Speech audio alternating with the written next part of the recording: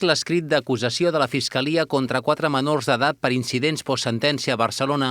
Un d'ells, el Guillem, de qui la Fiscalia diu que va arrencar llambordes del carrer per llançar-les contra la policia. Una explicació dels fets poc detallada. La Fiscalia aquí està exagerant els fets relatats per aquest policia, els està agreujant amb l'única finalitat, entenem nosaltres, d'atemorir la ciutadania i de demostrar que totes aquelles persones represaliades en aquells dies de mobilització han de ser escarmentades per així condicionar les possibles protestes. Aquestes imatges mostren el context de la detenció del Guillem.